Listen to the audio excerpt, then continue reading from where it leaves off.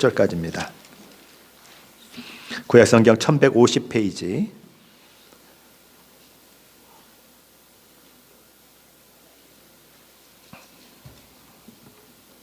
에스겔서 1장 15절부터 끝절까지 말씀 같이 보시겠습니다. 에스겔서 1장 15절부터 28절까지입니다. 같이 한 목소리로 봉독합니다.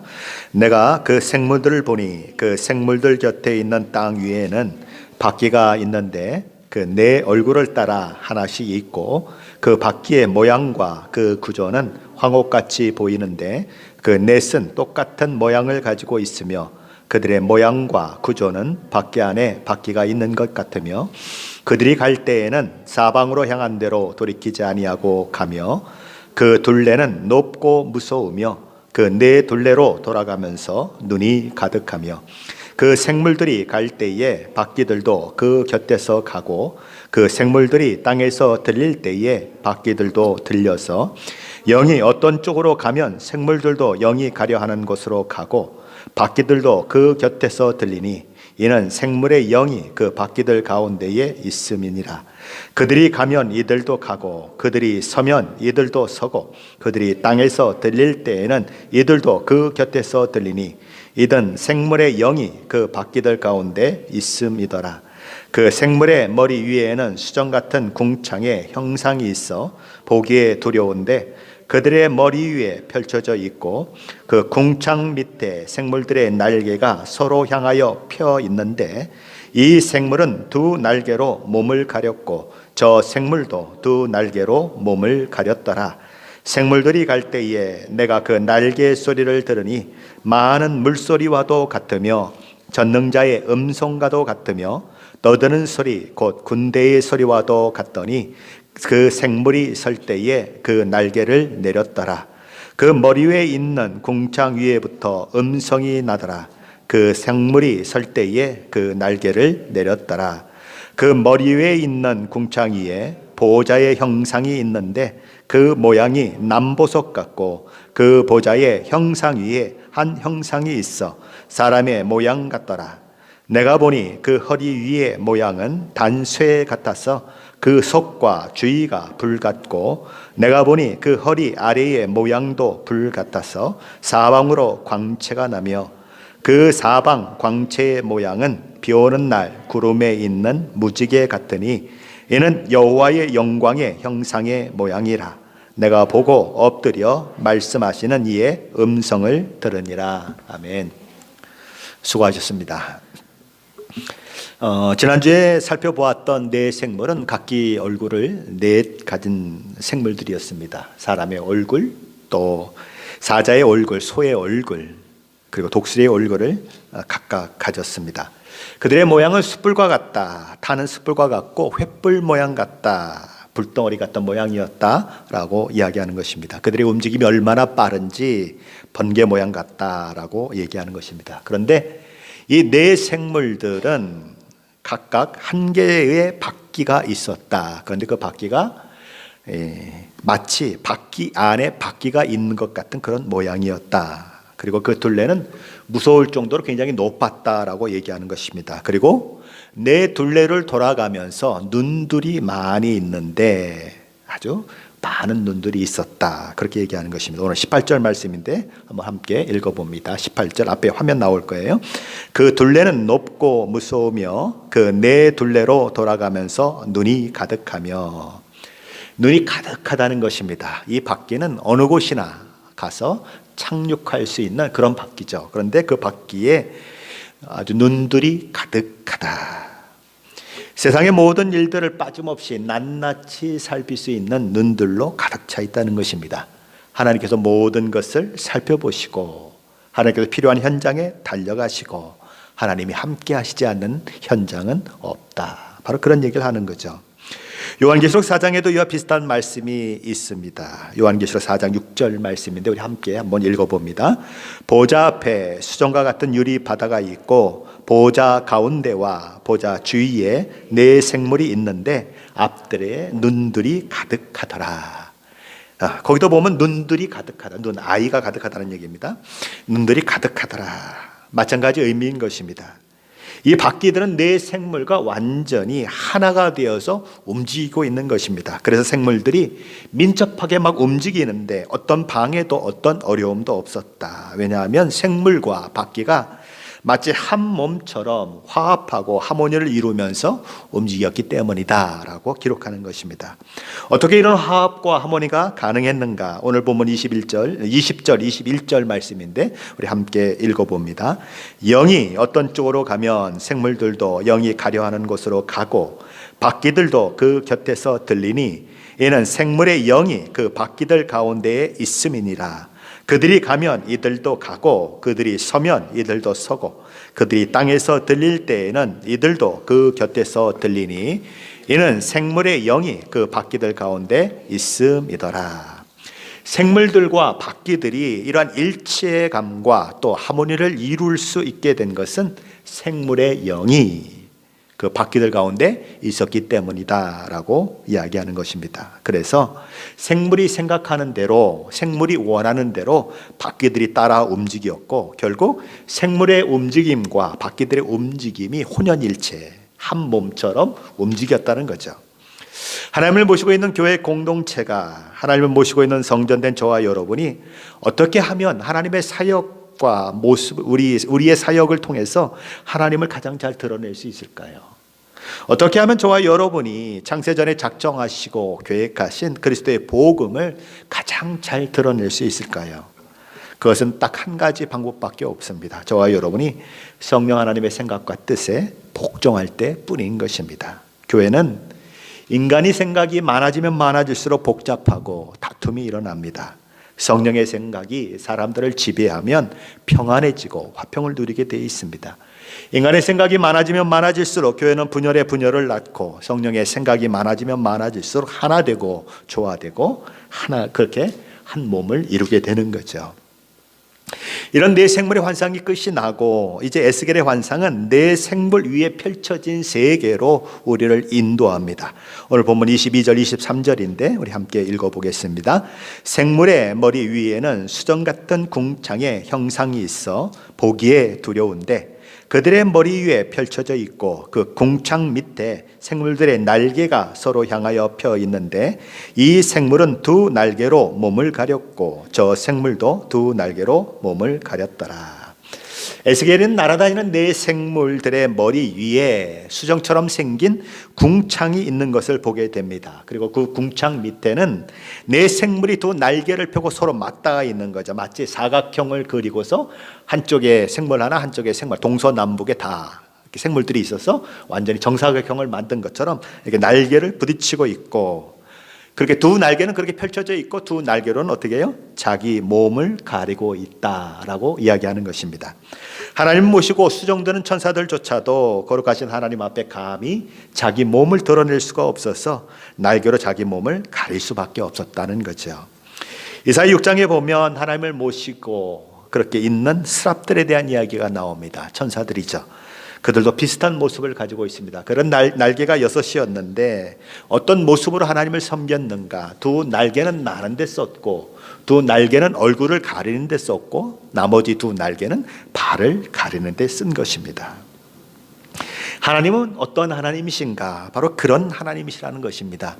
천사들조차도 하나님 앞에 그런 자세를 취할 수밖에 없는 전능하신 하나님, 존귀하신 하나님, 지극히 높으신 하나님이 바로 누구냐? 우리가 믿는 하나님이다라는 거죠. 우리는 그래서 그 하나님 앞에 사실상 날마다 두렵고 떨림으로 서야 하는 것입니다. 가끔 하나님을 마치 친구 대하듯이 그렇게 하는 분들이 가끔 있어요. 그런데 그래서는 안 되는 것입니다. 하나님은 우리가 경외해야 할 분이고 그 앞에서는 두렵고 떨림으로 하나님을 두려워할 줄 알고 무서워할 줄 알아야 하는 것입니다. 자, 이런 환상 이후에 에스겔 선지자는 비로소 눈으로 보는 것 더하기 뭘 하게 됩니까? 귀로 듣는 어떤 소리를 듣게 되는 것입니다. 생물들이 날아갈 때 나는 소리였는데 그 소리는 마치 많은 물소리와도 같았다. 그러니까 아주 굉장히 어떤 웅장한 그런 소리였다는 거죠. 전능자의 음성 같았고 군대들이 함성을 지르는 그런 소리 같았다. 그리고 그 궁창으로부터 한 목소리가 들리는데 천사들이 멈춰 서게 됩니다. 날개 위에 날개를 막 펼치고 날아다녔던 그들이 날개를 접고 멈추어서는 그런 일들이 일어나는 것입니다. 그러면서 에스겔은 이제 조금 더 그 궁창이 어떤 형상이 있는지를 더 자세히 볼 수 있는 그런 기회가 주어지는 거죠. 우리 26절 말씀입니다. 같이 보십니다. 그 머리 위에 있는 궁창 위에 보호자의 형상이 있는데 그 모양이 남보석 같고 그 보호자의 형상 위에 한 형상이 있어 사람의 모양 같더라. 네 생물의 머리 위에는 궁창이 있었고 그 궁창에는 남보석, 샤파이어인데 그걸로 만든 보좌가 있었다. 아주 그냥 휘황찬란한 보좌가 있는 거죠. 그 보좌 위에 인간의 형상과 비슷한 형체를 가진 어떤 형상을 에스겔 선지자는 보게 되는 것입니다. 에스겔이 지금까지 보았던 네 생물, 그리고 바퀴가 바퀴 안에 있는 것 같은 그런 일들, 그리고 수많은 눈들 다 맛배기에 불과했다는 것입니다. 그 위에 펼쳐진 궁창도 휘황찬란해 보였던 보좌도 그 보좌 위에 앉으신 분의 그 위엄과 영광에 비하면 정말 하잘 것 없는 것에 불과하다는 것을 에스겔 선지자는 이제 보면서 깨닫게 되는 것입니다. 그분의 모양은 인간의 모양을 하고 있지만 평범한 인간과는 조금 다른 모습을 하고 있다. 에스겔은 그렇게 얘기하는 것입니다. 우리 27절 말씀인데 27절 같이 보십니다. 내가 보니 그 허리 위의 모양은 단쇠 같아서 그 속과 주위가 불 같고 내가 보니 그 허리 아래의 모양도 불 같아서 사방으로 광채가 나며 그 사방 광채의 모양은 비 오는 날 구름에 있는 무지개 같으니. 그분이 이렇게 허리가 구분된 것처럼 보이는 것입니다. 그래서 허리 윗부분을 보니까 마치 불 속에 들어가서 빨갛게 달궈진 쇠처럼 그렇게 보였다는 것입니다. 그리고 허리 아래의 모양도 마찬가지로 불 같아서 사방으로 광채를 뿜어내고 있었다. 계시록에 보면 예수님이 나타나시는데 예수님의 모습이 막 머리도 막 광채가 나고 이런 모습이 나타나는 것처럼 그랬다는 거죠. 그래서 하나님의 영광의 빛이 가득했다. 요한계시록 21장 23절에 보면 성에서는 해와 달의 비침이 쓸모가 없다라고 기록합니다. 왜냐하면 그 성전에 하나님이 계시는데 하나님이 그곳에 계셔서 빛이신 하나님께서 빛을 비추시다 보니까 해와 달이 있어봐야 마치 밝은 대낮에 촛불 켜는 것 같이 아무 소용이 없었다. 우리 창세기에 보면 하나님께서 빛이 있으라 하시죠. 성서학자들은 하나님의 빛이 비추었다 이야기합니다. 아직 태양도 만들어지기 전에 달도 만들어지기 전에 하나님의 빛이 비추이고 그리고 천지 창조를 이어가신 그런 모습들이 있는 거죠. 바로 에스겔은 그 하나님의 광채를 보게 되는 것입니다. 그리고 그 광채가 마치 비 오고 난 후에 하늘에 떠 있는 무지개 같은 색깔로 이 에스겔에게 보여졌다는 거죠. 노아의 홍수 이후에 하나님께서 다시는 이 땅을 물로 심판하지 않겠다고 약속하시면서 주셨던 약속의 무지개처럼 하나님의 영광의 광채는 그렇게 빛을 아주 오색찬란한 빛을 발하고 있었다는 거죠. 근데 하나님께서는 에스겔서 1장 4절에 보면 폭풍과 큰 구름 가운데 임재하셨습니다. 이스라엘의 심판자로 오셨어요. 그런데 그 하나님의 심판은, 하나님의 매는 결코 하나님의 백성을 죽이거나 멸망시키는 데 있지 않다는 것입니다. 예레미야 29장 11절에 보면 우리 하나님께서 이렇게 말씀을 하세요. 우리 예레미야 29장 11절인데 함께 읽어봅니다. 여호와의 말씀이니라. 너희를 향한 나의 생각을 내가 아나니 평안이요 재앙이 아니니라. 너희에게 미래와 희망을 주는 것이니라. 비가 오고 나면 어떤 일이 일어나죠? 맑은 하늘에 무지개가 뜨듯이 하나님의 심판과 하나님의 그 꾸지람이 있은 이후에, 이스라엘 백성을 향한 징계가 있은 이후에 마치 무지개가 떠오르는 것처럼 하나님의 놀라운 축복이 그들 가운데 임하게 되는 거죠. 무지갯빛 그 광채를 바라보면서 에스겔 선지자는 바로 거기에 보호자의 뚜렷한 형상은 볼 수 없지만, 빛 때문에 도무지 어떤 분인지 확인할 수 없지만 그분이 하나님임을 알아보는 것입니다. 그리고 그 앞에 즉각 엎드려져요. 그리고 뭐라고 말합니까? 주님 말씀하옵소서. 주의 종이 듣겠나이다. 에스겔 1장 28절 말씀입니다. 우리 함께 읽어봅니다.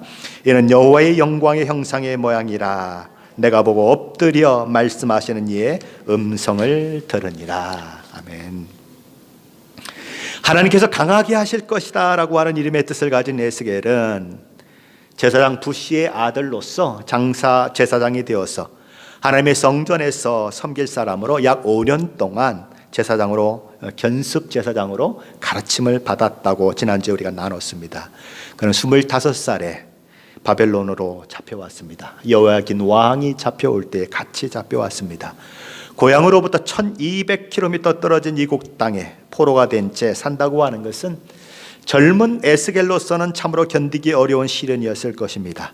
자신이 원하지 않는 환경, 자신이 전혀 예측할 수 없었던 삶, 자신의 모든 꿈을 앗아가버린 절망과 좌절의 시간을 보내고 있던 에스겔은 어느 날 포로된 이스라엘 백성들과 함께 지내던 그발 강가에서 하늘이 열리고 하나님께서 그를 찾아오시는 그 환상을 보게 되는 거죠. 1절 말씀에 보면 이렇게 되어 있습니다. 30째 해에 넷째 달 초닷새에 내가 그발 강가 사로잡힌 자 중에 있을 때에 하늘이 열리며 하나님의 모습이 내게 보이니. 에스겔이 바로 이 바벨론으로 사로잡혀 온 지 5년째 되는 해, 그의 나이 30세가 되던 해, 그가 남유다에 그대로 남아 있었다면 30세가 되면 제사장으로서 성전에서 섬기는 일을 이제 본격적으로 공식적으로 시작이 되는 바로 그 나이에 그는 선지자로 부름받게 되는 것이고 하나님께서 그를 찾아오시게 되는 거죠. 절망과 어두움에 사로잡힌 그를 찾아오시는 것입니다.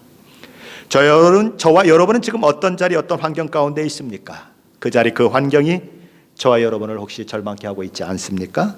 두려움과 근심에 쌓이게 만들고 있지 않습니까?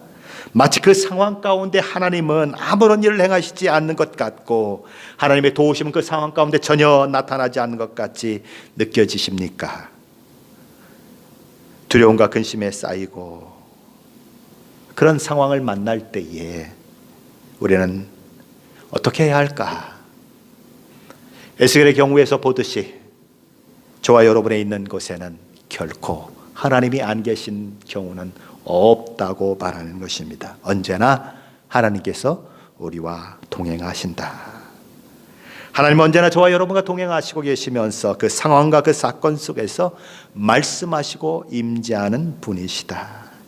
인생의 먹구름이 저와 여러분의 앞을 덮어오고 한치 앞을 내다볼 수 없는 캄캄한 속에 답답함과 두려움과 근심으로 어쩔 줄 모르는 자리에 있을 때야말로 저와 여러분이 하늘이 열리며 당신 자신을 드러내시는 하나님의 모습을 보아야 할 때라는 것을 기억해야 한다는 것입니다.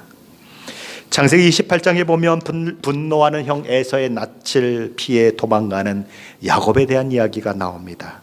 그는 형의 장자권을 팥죽 한 그릇으로 빼앗고 끝내는 눈먼 아버지를 속여서 자신이 형 에서처럼 변장하고 들어가서 형이 받아야 할 모든 장자의 축복마저도 자기 것으로 취해버립니다. 그래서 형의 미움을 받죠. 그리고 도망가요. 먼 밧담 아람으로 도망쳐 갑니다. 이 밧담 아람이 어딜까요?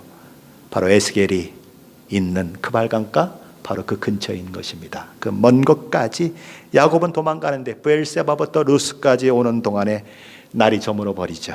그래서 황량한 루스 벌판에서 홀로 누워서 돌베개를 하고 잠을 자게 됩니다. 야곱은 금방 잠에 빠져든 것 같아요. 그런데 꿈속에서 그는 한 이상한 것들을 보게 되는 것입니다. 그 땅에 서 있는 사닥다리를 보게 되는데 그 사닥다리의 끝이 하늘에 닿아 있는 그런 광경을 보게 되는 거죠. 그 사닥다리에는 수많은 천사들이 올라갔다 내려갔다 하는 모습들이 이 땅에서 일어나는 모든 일들을 아주 상세하게 하나님께 보고하기 위해서 천사들은 그렇게 사닥다리를 오르락 내리락 하고 있는 거죠. 야곱이 지금 어떤 상황에 있는지 그 천사들이 하나님께 보고했을까요? 당연히 보고했지요. 그러니 하나님이 나타나신 거죠. 그 사닥다리를 하늘에서부터 땅에 그렇게 내려주시고 그 사닥다리 꼭대기에서 하나님이 말씀하시는 것입니다. 하나님께서 야곱에게 무엇이라고 말씀하시는가? 창세기 28장 13절 15절 말씀입니다. 우리 화면을 보시면서 같이 읽어보겠습니다. 없어요? 그래요? 제가 읽어볼게요. 또 본즉 여호와께서 그 위에 서 있으시되 이르시되 나는 여호와니 너의 조부 아브라함의 하나님이요 이삭의 하나님이라. 내가 누워있는 땅을 내가 너와 네 자손에게 주리니 네 자손이 땅의 티끌같이 되어 내가 서쪽과 동쪽과 북쪽과 남쪽으로 퍼져나갈지며 땅의 모든 족속이 너와 네 자손으로 말미암아 복을 받으리라. 내가 너와 함께 있어 내가 어디로 가든지 너를 지키며 너를 이끌어 이 땅으로 돌아오게 할지라. 내가 내게 허락한 것을 다 이루기까지 너를 떠나지 아니하리라 하신지라. 하나님께서 하늘 꼭대기에 닿아 있는 사닥다리 위에 야곱을 돕기 위해서 당장이라도 뛰어내려 오실 것처럼 어떻게 하고 있습니까? 서 계세요. 우리 하나님은 언제나 앉아 계신 분이세요. 보호자의 위엄을 가지고 앉아 계신 분이신데 우리 하나님은 야곱을 돕기 위해서 당장이라도 뛰어내려 오실 것처럼 서 계신 것입니다. 그리고 야곱의 아버지 이삭과 야곱의 할아버지 아브라함과 맺었던 약속이 반드시 성취될 것임을 선언하시면서 미래에 대한 불확실과 두려움 그리고 근심에 쌓여있는 야곱에게 내가 너와 함께 있어 내가 어디로 가든지 너를 지키며 너를 이끌어 이 땅으로 돌아오게 할지라. 내가 내게 허락한 것을 다 이루기까지 너를 떠나지 아니하리라 라는 약속의 말씀을 들려주시는 것입니다. 그러자 야곱이 뭐라고 고백할까요? 창세기 28장 16절 말씀인데 우리 함께 읽어봅니다. 야곱이 잠이 깨어 이르되 여호와께서 과연 여기 계시거늘 내가 알지 못하였도다. 야곱이 잠에서 깨어나서 뭐라고 얘기합니까? 하나님께서 내 고난의 자리에 내가 실패하고 낙심한 자리에 안 계신 줄 알았습니다. 내가 형에게 몹쓸 짓을 하고 쫓겨 도망가는 자리까지 하나님께서 함께하고 계신 줄을 저는 미처 몰랐습니다. 내가 실패하고 넘어진 자리까지도 하나님은 찾아오시는군요. 하나님은 저와 함께하고 계시군요. 저의 못난과 실패에도 불구하고 하나님은 저를 버리지 않으셨군요. 그러면서 야곱은 이런 고백을 합니다. 두렵도다 이곳이여 다름 아닌 하나님의 집이여 이는 하늘의 문이로다. 야곱은 그곳에서 자기가 베개하고 자던 그 돌을 세워놓고 기둥으로 세워놓고 그 돌에 기름을 붓고 하나님을 예배합니다. 그리고 그 땅의 이름을 루스가 아니라 베델이라고 다시 이름합니다. 베델이라는 말은 하나님의 집이란 말이죠. 저와 여러분의 고난의 자리, 실패의 자리는 끝이 아닙니다. 저와 여러분이 넘어지고 자빠지고 소망이 없어 절망하는 자리는 끝이 아닙니다. 내 힘으로 안 되고 내 능력으로 안 되는 그 자리는 끝이 아닙니다. 어떤 자리예요? 하늘문이 열리는 자리예요. 하나님이 나를 찾아오시는 자리요, 하나님이 나를 일으켜 세우실 바로 그 자리요, 전능하신 하나님의 임재와 영광을 확인하는 자리요, 하나님께서 들려주시는 하나님의 음성을 듣는, 하나님의 말씀을 듣는 최고의 자리인 것입니다. 이사야 선지자는 이사야서 40장 27절에서 절망과 좌절 가운데 있는 이스라엘 백성들에게 들려진 하나님의 메시지를 전달합니다. 이사야서 40장 27절 말씀인데 우리 함께 읽어봅니다. 야곱아 어찌하여 내가 말하며 이스라엘아 내가 이르기를 내 길은 여호와께 숨겨졌으며 내 송사는 내 하나님에게서 벗어났다 하느냐. 현대인의 성경으로 읽어보면 이렇습니다. 우리 현대인의 성경으로 다시 한번 같이 읽습니다.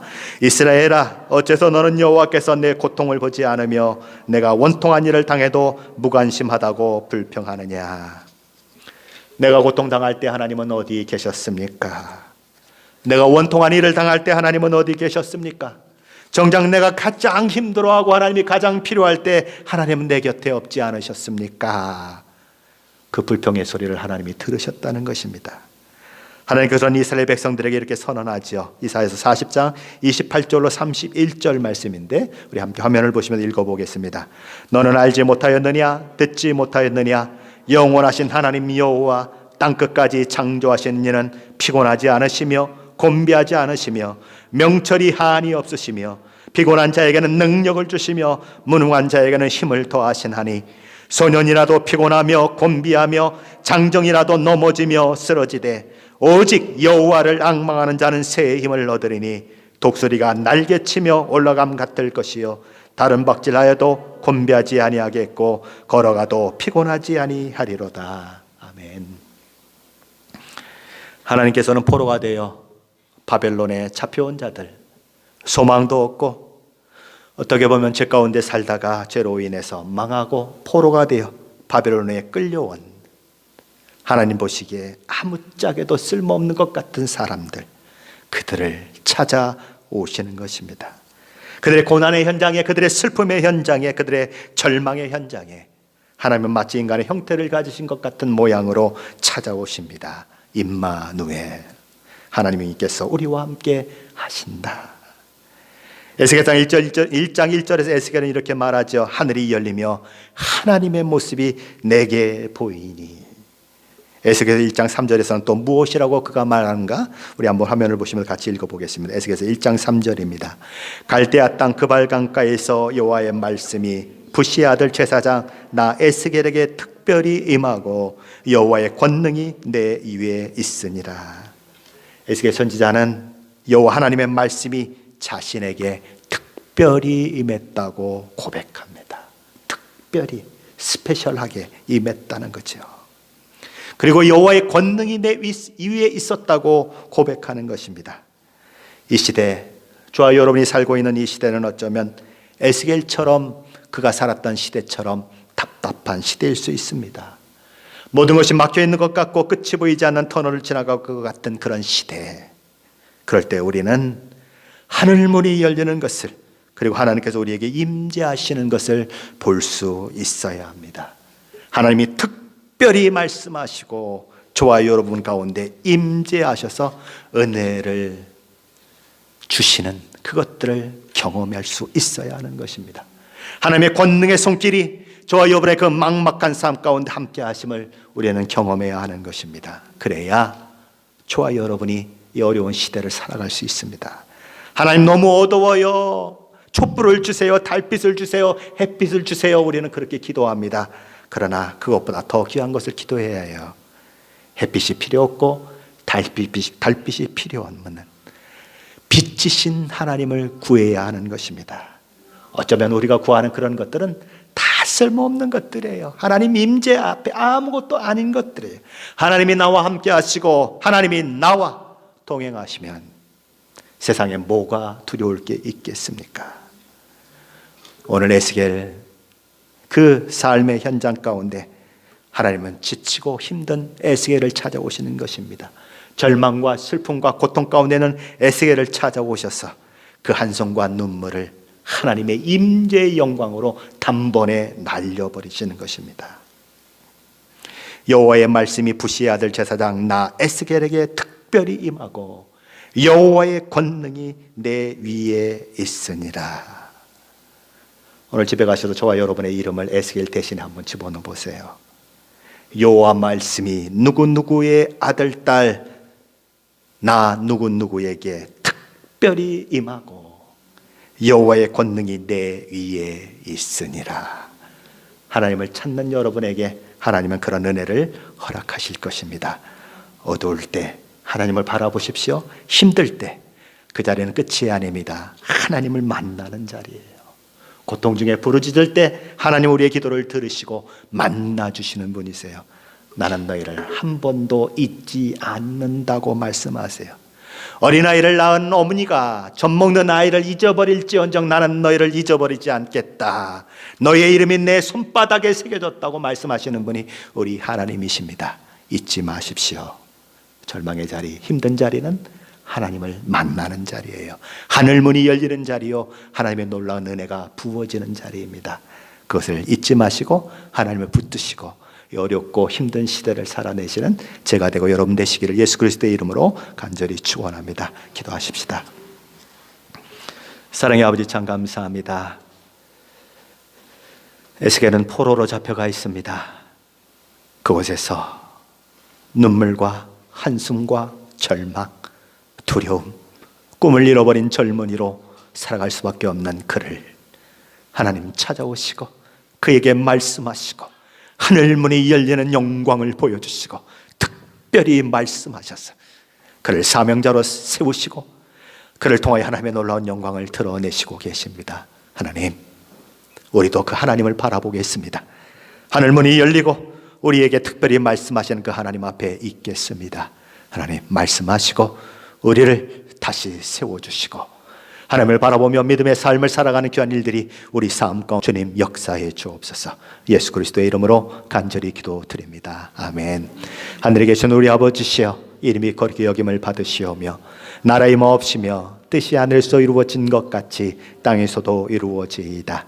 오늘 우리에게 농할 양식을 주옵시고 우리가 우리에게 죄 지은 자를 사하여 준 것 같이 우리 죄를 사하여 주옵시고 우리를 시험에 들지 말게 하옵시고 다만 악에서 구하옵소서. 대개 나라와 권세와 영광이 아버지께